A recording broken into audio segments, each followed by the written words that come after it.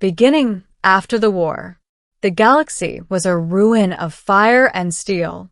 I had spent the last 5 years fighting in the Oronex Wars, a conflict that had torn star systems apart and left entire civilizations shattered. I was Captain Yarrick Callan, a human officer in the Interstellar Coalition, hardened by battles and betrayals, haunted by the lives lost under my command. The war ended abruptly.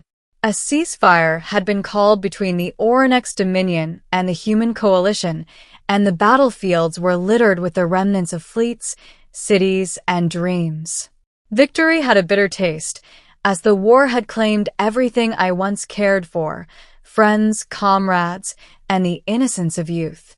Yet amid the wreckage, there was one prize of great significance, one that would change the course of my life forever. Princess Olivera, daughter of the Oronex Emperor, had been the jewel of their empire, not merely for her status, but for her intelligence, cunning, and unyielding spirit. When our forces had captured the Oronex capital, she was the last figure resisting surrender. She had been elusive, almost mythical, until my unit cornered her in the upper spires of her palace. She was nothing like I expected. Human imagination often portrayed alien royalty as fragile or spoiled, but Olivera was fierce, agile, and utterly fearless. Even after the war, even with her empire defeated, she carried herself with a dignity that demanded recognition. As I approached her holding cell, she looked up at me with amber eyes that burned like molten metal. "So, the humans finally catch me," she said, her voice calm but laced with authority. I didn't reply immediately. I simply studied her. She wasn't broken. She wasn't afraid. She was defiant. And in that moment, I realized something I hadn't expected. This princess was not just a political prisoner. She was a challenge, and a force I could not ignore. "You will come with me," I said finally, motioning for my guards to secure her. "I go nowhere without honor," she replied, tilting her chin proudly. I smirked. "You'll find that human concepts of honor are flexible. Middle, life in captivity." Olivera was brought aboard my ship, a sleek human war cruiser patched with battle scars. She was confined to a high-security chamber, yet she remained unbowed. I could hear her training in secret, her voice echoing as she practiced combat techniques even while imprisoned. At first, our interactions were tense. She refused to acknowledge my commands, mocked my every attempt to interrogate her, and often challenged the authority of our officers. But there was something magnetic about her. I found myself drawn to her wit, her intelligence, and the fire in her spirit. Days turned into weeks. Slowly, I realized that the more she resisted, the more I respected her. She was no mere prisoner. She was a strategist, a diplomat, and a warrior in her own right. One evening, during a private moment, I entered her chamber under the pretense of inspection. She was sparring with a holographic training dummy, her movements precise, efficient, and beautiful in their deadly grace. "You fight well," I said, letting my voice carry across the chamber. She froze, then glanced at me with a raised eyebrow. "I fight better than the humans who defeated my people," she replied. Her eyes narrowed. "And I won't bend for anyone, least of all you." I smiled. "I'm not asking you to bend. I'm asking you to survive. And perhaps to understand me." For the first time, her posture softened slightly. Not enough to signal submission, but enough to show curiosity. Over the following weeks, we began speaking, not as captor and captive, but as two intelligent beings seeking understanding. We discussed politics, history, and the futility of endless war. I realized she was not merely an enemy. She was an equal. The turning point, the first sign of change, came when a rebellion erupted aboard the cruiser. Loyalists from the Oronex Empire attempted a coup to free the princess. During the chaos, I found Olivia cornered in the weapons bay. Without hesitation, I fought alongside her.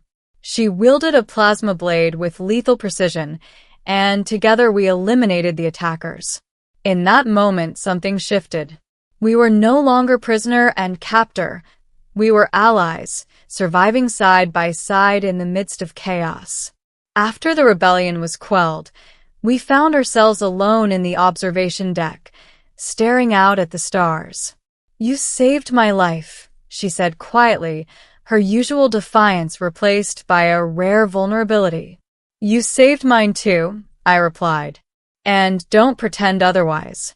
You're the only reason the ship didn't fall today." She didn't answer immediately. I could see the gears turning behind her amber eyes, weighing pride against trust. Finally, she spoke. "Perhaps you are not like the humans I imagined," she admitted. "Perhaps you are someone I could work with." I swallowed hard. That single admission was a breakthrough, a crack in the wall she had built around herself for years. I realized that if we were to survive the post-war galaxy, we needed more than strategy. We needed each other.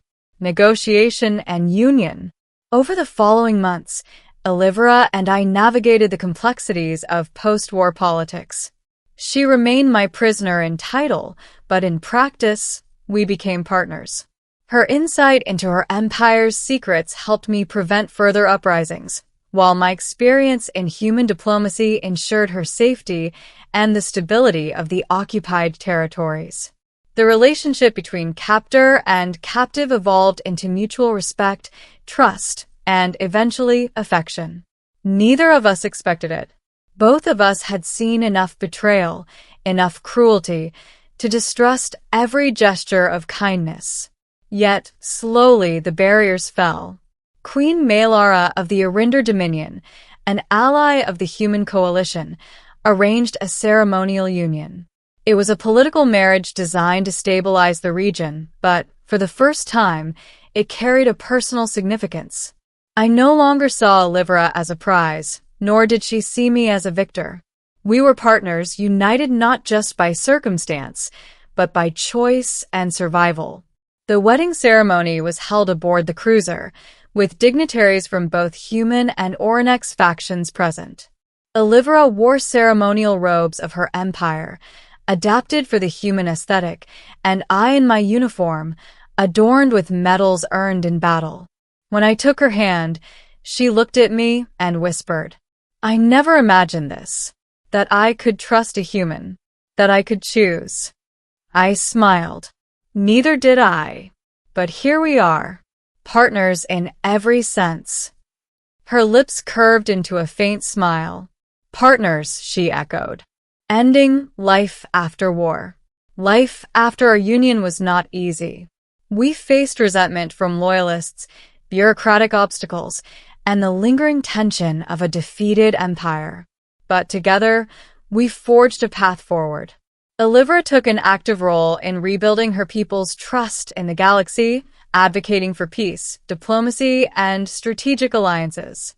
I assisted with trade, security, and ensuring that the lessons of war were not forgotten.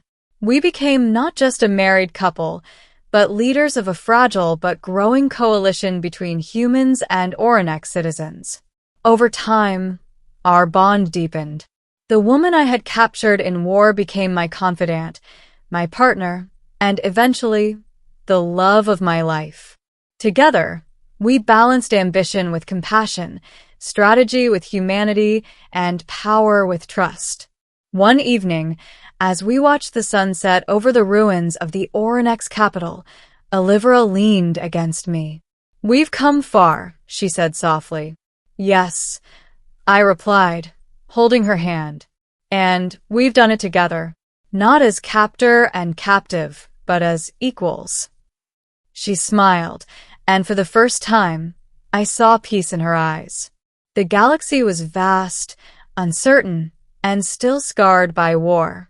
But we had found something greater: partnership, trust, and love forged in the fires of conflict. I had captured an alien princess after the war, and in doing so, I had discovered a life far richer than conquest or victory could ever provide. I had made her my wife, and in that union, we had found a future worth fighting for, together.